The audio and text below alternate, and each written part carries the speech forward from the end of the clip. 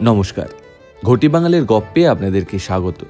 চলুন আজকে আপনাদের নিয়ে যাই আমাদের ঘোষবাড়ির এবছরের ৬৯তম অন্নপূর্ণা পুজো দেখাতে। এই পুজো কোন্নগরের একটি ঐতিহ্যবাহী পুজো। এবছর ডাকের সাজে মা এসেছিলেন বাড়িতে। সকালবেলা শুরু হয় আমাদের এই পুজো। তবে এবারে পুজো শুরু হতে বেশ খানিকটা দেরি হয়ে গেছিল।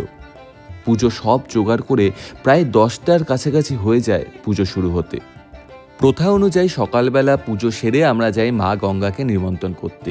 তারপর সেখান থেকে দণ্ডি দিয়ে আমরা ফিরে আসি মায়ের কাছে। এবারে রোজ বৃষ্টি হওয়ার দরুন ওয়েদারটা বেশ খানিকটা ঠিক ছিল, না হলে অত্যাধিক গরমে অবস্থা খারাপ হয়ে যায় আমাদের। জানেন তো, আমাদের পুজো একটা অন্যতম বিষয় হলো কুমারী পুজো। আর এই কুমারী পুজো শেষ হলে শুরু হয় হোমযজ্ঞ। রাতে রামনবমীর পুজো শেষ হলে আমরা সবাই যাই চাঁচর পোড়াতে। ছোটোর থেকেই চাঁচর বাঁধা থেকে শুরু করে পোড়ানো পর্যন্ত পুরো ব্যাপারটাই আমার কাছে বেশ মজাদার লাগে। দ্বিতীয় দিন রাত্রিবেলা অর্থাৎ ভাসানের দিন বরণ পর্ব সারতে অনেকটা রাত্রির হয়ে গেছিল, আর ওয়েদারটাও বেশ বিগড়ে গেছিল। অবশেষে বরণ পর্ব মিটিয়ে ঠাকুর নামিয়ে শুরু হয় আমাদের ভাসানের শোভাযাত্রা। আগে যদিও ভ্যানে করে ঠাকুর নিয়ে যেতাম, কিন্তু কোভিডের পর থেকে আমরা বরাবর মাকে বাঁশ বেঁধে কাঁধে করে গঙ্গাবক্ষে নিয়ে যাই।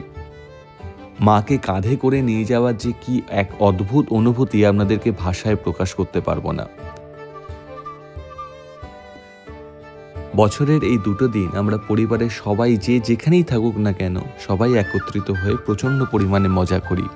আবার একটা বছরের অপেক্ষা, মা আসবে আবার একটা বছর পর। দিন গোনা শুরু হয় আমাদের বাড়ির পুজো কেমন লাগলো আপনাদের সেটা কমেন্ট বক্সে অবশ্যই জানাবেন। আর আপনাদের এই পুরো ভিডিওটা ভালো লাগলে লাইক, কমেন্ট আর শেয়ার করতে ভুলবেন না। আপনাদেরও নিমন্ত্রণ রইল আমাদের বাড়ির পুজোয়, ঠিক কোন্নগরের অরবিন্দ রোড বাস স্ট্যান্ডে। আসছে বছর অবশ্যই আসবেন, ঠিক দেখা হবে।